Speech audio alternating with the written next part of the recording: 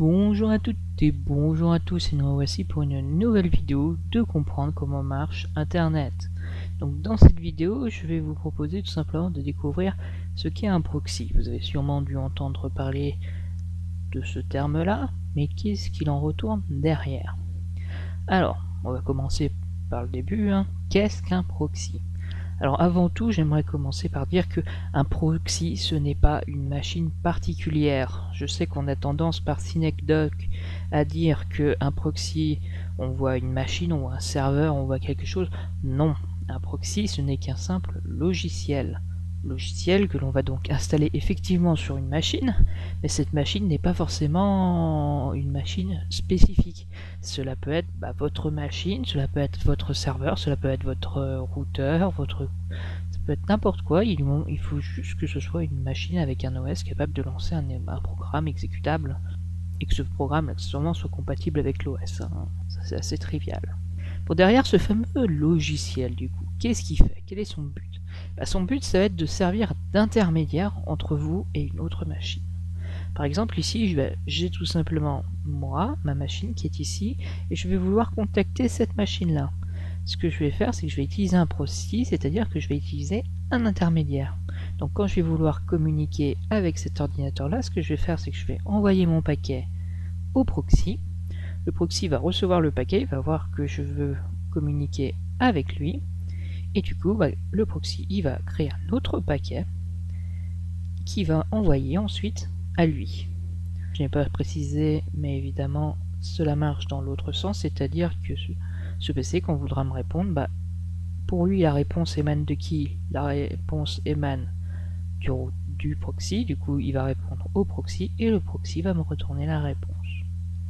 En réalité, lorsqu'on parle de proxy, on parle d'un serveur proxy, effectivement, mais c'est le serveur dans le sens architecturel, encore une fois, et non pas forcément un serveur physique. Et surtout, on parle en français de serveur mandataire. En fait, on va mandater le proxy, on va lui demander de faire quelque chose, on va l'autoriser à faire quelque chose en notre nom, pour nous, mais il faut que ce soit lui qui fasse l'action. Là, c'est pareil, je vais envoyer un paquet à cette machine-là, mais je n'ai pas envie que ce soit moi qui le fasse, donc je vais mandater le proxy pour qu'il le fasse à ma place. Du coup, au final, on a vu qu'un proxy, ça sert à passer un paquet d'une machine à une autre. Du coup, on peut légitimement se poser cette question. Du coup, quelle est la différence par rapport à un routeur? Un routeur, c'est pareil, quand je vais vouloir accéder à un PC qui est sur un autre réseau, je vais envoyer mon paquet au routeur, et le routeur va tout simplement l'envoyer ensuite à la machine. Apparemment, c'est ce que tu sembles expliquer avec le proxy, Yann. Donc, quelle est la différence? Alors, il faut savoir que le routeur, il ne se contente que de transférer le paquet. Lui, il va le prendre, et peu importe le paquet, il va regarder la destination, il va regarder quel chemin il faut qu'il prenne, quelle interface réseau il va falloir qu'il prenne, et surtout, il va devoir mettre la destination. Ça peut être la machine sur le réseau, ou bien tout simplement un autre routeur. Le routeur, lui, ne va toucher que 3 informations importantes sur le paquet. L'adresse MAC source, donc il va mettre son adresse MAC du coup. L'adresse MAC de destination, donc c'est ce que je vous dis, soit c'est l'ordinateur qui correspond à l'IP, ou alors il va tout simplement le mettre sur un autre routeur. Et le TTL, qui est le time to live, c'est en gros la durée de vie d'un paquet. Un paquet, il faut savoir qu'il ne va pas tourner en boucle pendant des années. Si par exemple vous mettez une mauvaise IP, un mauvais destinataire, ou que tout d'un coup vous êtes coupé d'internet et que du coup il n'y a plus aucun paquet qui peut vous arriver, le paquet il va pas tourner pendant des heures, voire une infinité. Il y a une durée de vie qui en fait correspond à des sauts entre routeurs, entre machines pour être tout à fait exact. Et en fait, à chaque fois qu'il va passer d'une machine à une autre, on va réduire ce qu'on appelle le TTL, donc le time to live, et quand ce TTL va arriver à 0, eh bien, le paquet va mourir, tout simplement. Et enfin, donc, aussi, lorsque vous allez envoyer un paquet, il va prendre une route, et cette route peut être totalement différente pour le chemin retour. Donc évidemment, si c'est le routeur, par exemple, si c'est votre box, c'est votre seul accès pour l'entrée sur votre réseau, donc forcément elle va passer là-dessus, mais vous ne pouvez pas garantir par exemple qu'un routeur quelconque du côté de Orange sera utilisé forcément pour le retour. Ça, vous ne pouvez pas le certifier. Alors qu'à l'inverse, un proxy travaille au niveau applicatif. Donc lui par exemple, contrairement au routeur, déjà il ne va pas se foutre du paquet. Il va notamment regarder quel protocole du niveau applicatif, donc par exemple HTTP, est-ce que c'est du SSH, est-ce que c'est du FTP, et là-dessus en fait derrière il va avoir différents services. Donc évidemment celui qu'on utilise le plus c'est le proxy HTTP. Pourquoi est-ce qu'il est application only, on va dire? Pourquoi est-ce qu'il a besoin de connaître le paquet après tout? Parce qu'il a besoin de savoir comment reproduire le paquet, parce que tout simplement, contrairement au routeur qui ne fait que prendre le paquet, le transférer en modifiant juste quelques petites informations, lui le proxy il fait carrément une nouvelle requête, il refait entièrement le paquet, et pour ça il faut bien qu'il soit capable de comprendre quel protocole utiliser et quel protocole au niveau applicatif. Donc évidemment maintenant on a des proxys qui sont suffisamment évolués et qui n'ont pas forcément cette limitation. Dans ce cas ce sera un ensemble de proxys, on peut dire ça.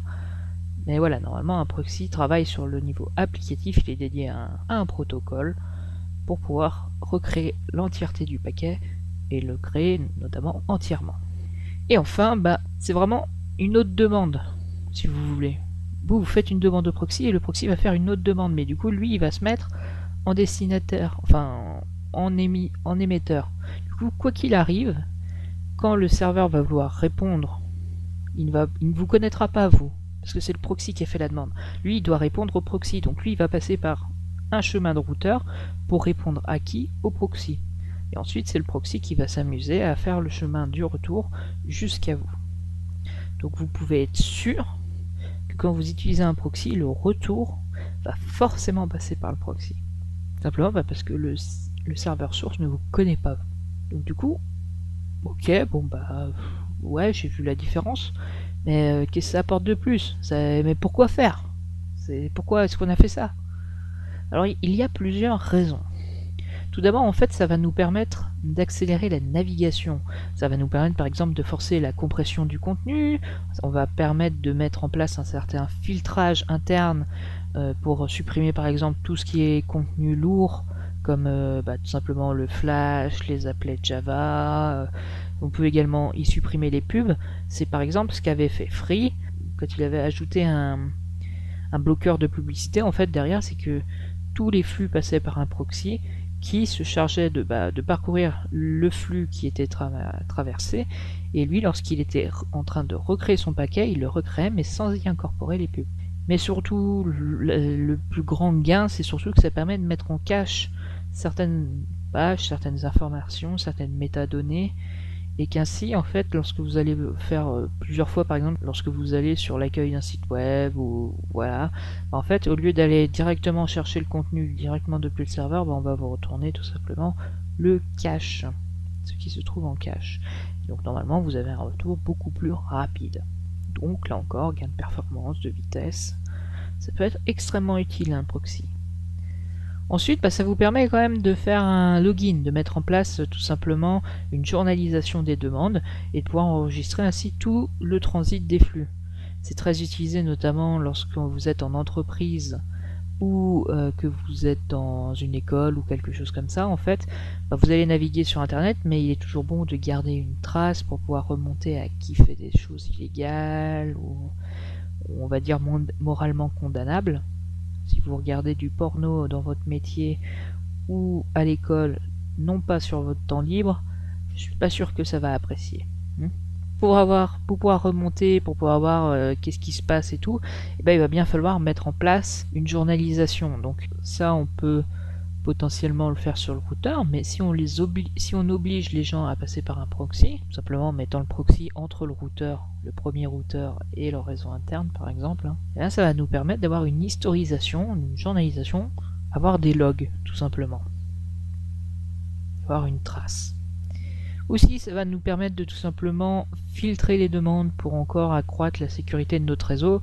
C'est littéralement, ici on va en rajouter une sorte de couche de pare-feu, on va tout simplement dire non, je ne veux pas par exemple que les utilisateurs durant les horaires de travail puissent accéder à Facebook. Si on force l'utilisateur à passer par ce proxy, le proxy il va recevoir une requête pour je veux accéder à Facebook, et lui au lieu de créer le paquet comme normalement on s'attend à ce qu'il le doit, il va être configuré pour ah non, je vois que l'adresse est Facebook, tu veux accéder à Facebook, je suis désolé, je le refuse. Donc voilà, après ça peut être aussi utilisé pour les sites pornographiques, ça peut être aussi utilisé par exemple pour vous interdire de télécharger des choses. Ça peut être utilisé pour plein de choses, pour par exemple filtrer le peer-to-peer, ou voilà, de mieux pouvoir contrôler qu'est-ce qui sort et qu'est-ce qui rentre de votre entreprise ou école, enfin bref, de votre réseau tout simplement. Et enfin, on a quand même une certaine anonymisation des requêtes, puisque tout simplement ce n'est plus nous qui faisons les demandes, mais c'est un intermédiaire, donc c'est le proxy. L'ordinateur cible, normalement, ne connaît que le proxy et du coup ne nous connaît pas nous. Normalement, parce qu'effectivement il y a certains proxys qui utilisent des techniques qui sont pas forcément, qui ne garantissent pas forcément la protection à 100% de votre identité. Là-dessus après c'est regarder un peu les critiques qu'il y a sur ce proxy, faites des tests, il y a des tests en ligne pour voir est-ce que on peut vraiment remonter ou pas jusqu'à vous en utilisant un proxy. Voilà. Inversement, l'anonymisation aussi permet par exemple de contourner un certain filtrage. Par exemple, j'ai pas accès à Facebook, donc ça veut dire que si j'envoie une requête à Facebook, le proxy de mon organisme va tout simplement dire « Ah non, ça c'est dans ma liste noire, je suis désolé, tu passes pas. » Ok, mais si plutôt que d'aller sur Facebook, je vais aller demander à un proxy qui lui fasse une requête sur Facebook, je vais sortir, il va y avoir mon proxy de l'entreprise qui va me dire « Ah bon, écoute, ça je n'ai pas sur ma liste noire, donc tu peux sortir. » Du coup, le flux, il va aller sur notre proxy qu'on a demandé. Le proxy, il va faire notre requête sur Facebook et le proxy va nous retourner notre résultat. Là encore, il va passer par le proxy de l'entreprise. Il va dire toi, je t'ai toujours pas dans ma liste noire, donc passe. Et du coup, j'ai pu, malgré le filtrage qui a été fait, j'ai pu accéder au site que j'ai voulu voir, donc en l'occurrence Facebook. Donc l'anonymisation, ça peut être bien pour filtrer, mais également pour contourner, on va dire, les filtrages mis en place. Parce que là, voyez-vous, même si je passe pas par le nom de domaine, même si je passais par l'IP ou quoi que ce soit, j'aurais toujours eu des difficultés à contourner le site, sauf que là, en fait, je vais tout simplement demander à un autre ordinateur de le faire pour moi. C'est le principe d'un proxy. Et c'est comme ça qu'on peut tout simplement éviter de se faire censurer de temps en temps. Ok,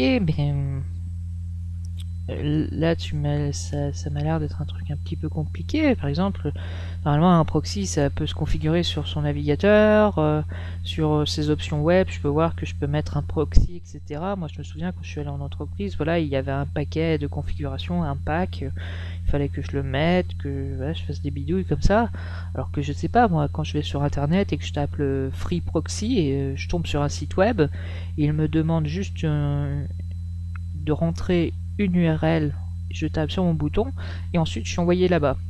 Alors oui, effectivement, normalement, quand on a un proxy, on va dire à l'ancienne, un proxy normal, qu'est-ce que c'est? Il va falloir se connecter sur une machine, sauf si on a un proxy en local, mais c'est très rare. Et pour cela, il va falloir renseigner notre proxy dans notre navigateur ou dans les options internet. Sauf que exactement, comme vous l'avez dit, il y a une autre façon de faire, c'est tout simplement d'utiliser ce qu'on appelle des web proxy. Les web proxy, c'est tout simplement ce que vous avez dit.